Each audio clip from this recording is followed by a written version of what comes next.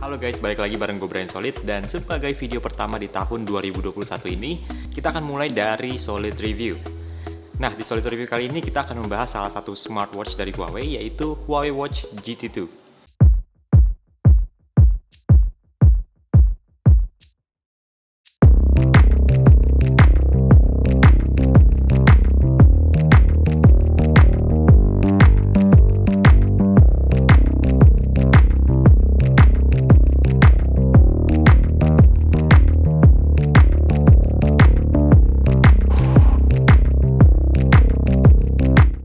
Oke, sebelum kita bahas lebih lanjut tentang fitur apa aja yang ada di smartwatch ini, mungkin kita unboxing dulu kali ya, supaya kalian bisa tahu boxnya kayak gimana dan juga apa aja aksesoris yang ada di dalam boxnya.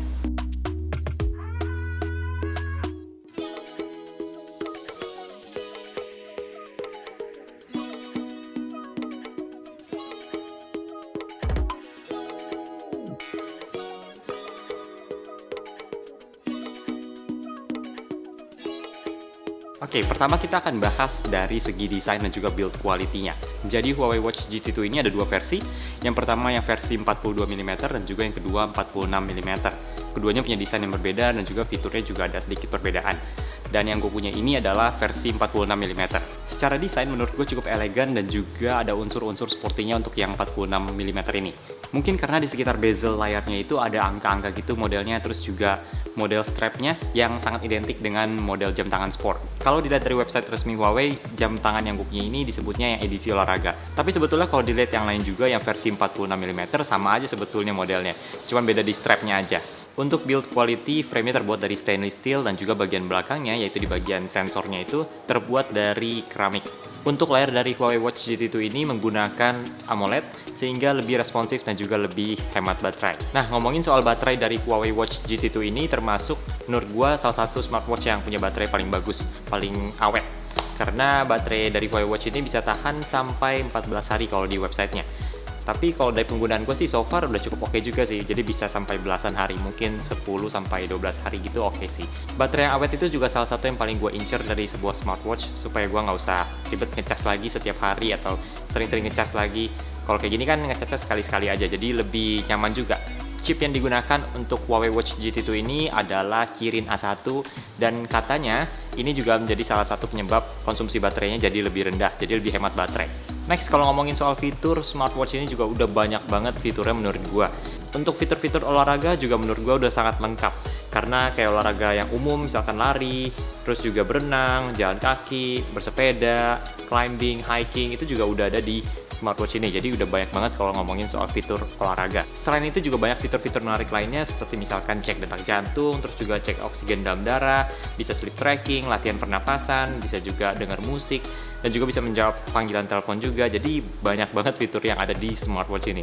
Oh, by the way, untuk cek hasil tracking dari fitur-fiturnya atau misalkan mau ganti display, kalian bisa atur semuanya dari smartphone kalian lewat aplikasi yang namanya Huawei Health. Buat kalian yang pakai OS Android, akan lebih banyak pilihan lagi untuk mengganti displaynya, wallpaper dari jamnya. Tapi kalau misalkan kalian pakai iOS, lebih terbatas. Walaupun pilihannya lebih terbatas, tapi menurut gua yang dikasih dari defaultnya itu juga udah cukup bagus kok wallpapernya. Jadi walaupun kalian pakai iOS, nggak apa-apa, ada beberapa pilihan lagi, cuman lebih sedikit dibandingkan yang Android. Sekarang gue mau bahas dari apa sih yang gue suka banget dari smartwatch ini. Yang pertama yaitu baterainya. Karena baterai bisa bertahan hingga belasan hari, menurut gue itu udah oke banget untuk sebuah smartwatch bisa bertahan sampai belasan hari. Jadinya nggak perlu lagi untuk ngecas terus-terusan setiap hari, karena sekarang udah banyak banget device atau gadget yang perlu dicas. Jadi kalau nambah lagi bakal jadi beban. Dan memang waktu lagi ngincer beli smartwatch, yang gue incer itu adalah yang baterainya awet. Itu salah satu indikator, salah satu kriteria besar yang mau gue beli dari sebuah smartwatch, yaitu baterainya harus awet. Yang kedua yang gue suka dari smartwatch ini adalah notifikasi. Jadi smartwatch ini bisa membaca notifikasi dari semua aplikasi yang ada di HP gue.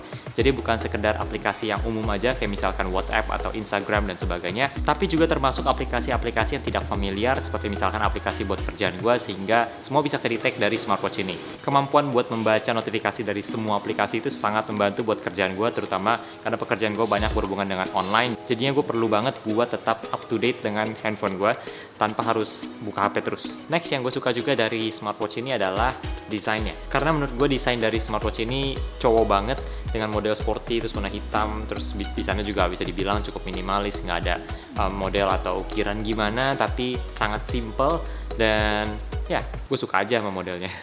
Bukan model smartwatch yang paling keren di antara semua smartwatch gue yakin, tapi ya udah cukup bagus kok. Dan kalau ngomongin soal desain, tentu itu kembali ke selera masing-masing.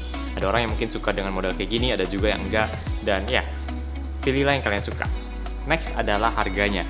Jadi Huawei Watch GT2 ini bukan smartwatch yang paling mahal harganya, tapi juga bukan yang paling murah. Jadi kalau dari segi harga bisa dibilang termasuk yang di tengah-tengah. Tapi dengan fitur sebanyak ini dan juga modelnya menurut gua oke banget. Jadinya cukup worth it untuk punya satu smartwatch Huawei Watch GT2 ini. Ini bukan video sponsor, jadi nggak, cuma review jujur aja.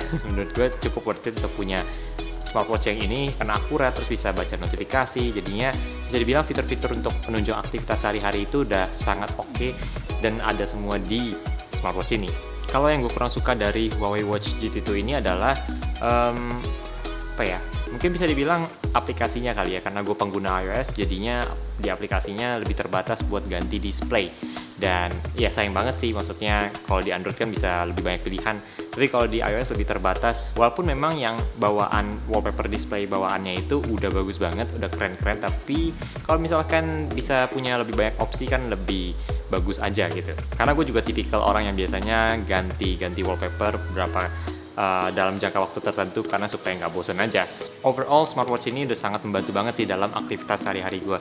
Jadi memang sengaja berbikin video reviewnya sekarang karena pengen pakai dulu selama beberapa bulan. Dan ini udah dipakai selama beberapa bulan terakhir supaya gue bisa tahu pengalamannya kayak gimana dan gue bisa share ke kalian. Dan ya, overall gue cukup suka dengan fitur-fitur yang ada di sini dan juga sangat membantu gue. Buat kalian yang lagi cari smartwatch, mungkin ini bisa menjadi salah satu yang kalian pertimbangkan juga. Oke, segitu aja guys untuk solid review kali ini. Thank you banget buat kalian yang udah nonton sampai di detik ini. Jangan lupa klik juga tombol subscribe dan juga like kalau kalian suka video ini. Dan kalian juga bisa share ke teman-teman kalian kalau kalian merasa video ini bermanfaat. So, ya, sampai ketemu lagi di video selanjutnya. Bye!